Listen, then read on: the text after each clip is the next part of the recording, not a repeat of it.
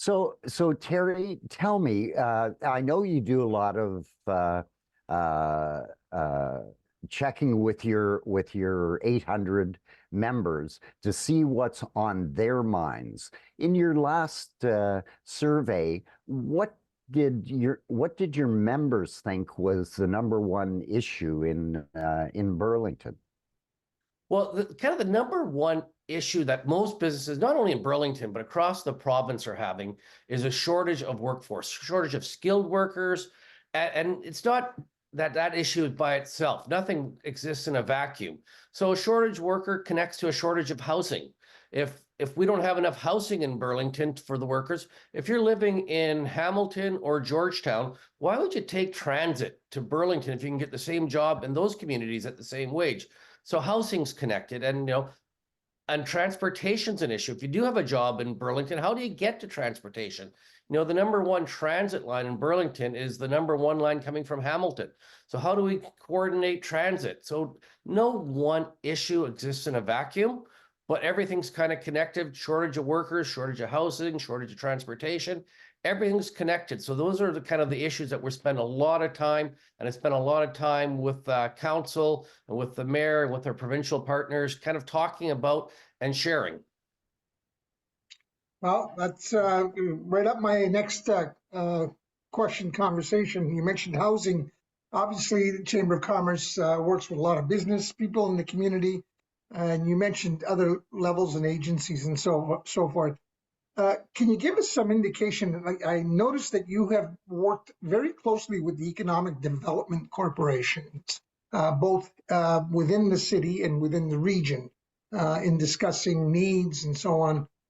Can you let us know a little bit more about how you develop these relationships to attract businesses here to be able to take that transit?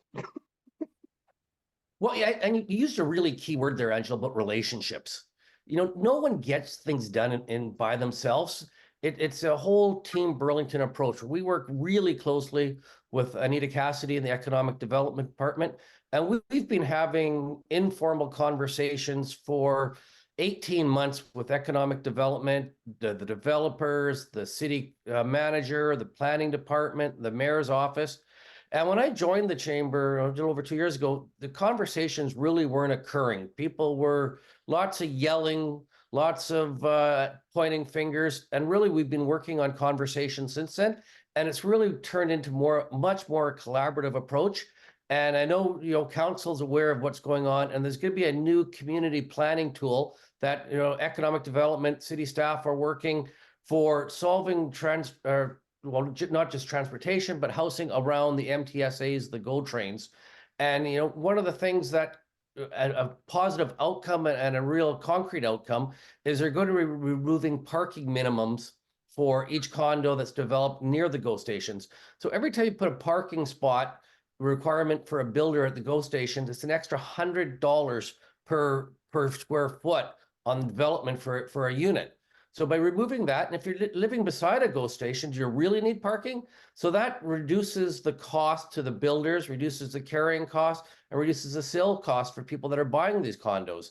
And really, it's about creating more attainable housing for more people and around the GO station. And that's something that, lots of conversation, 24 months of conversation. And finally, it's coming to council, and we'll be the first community in Ontario that actually has this community-based planning system.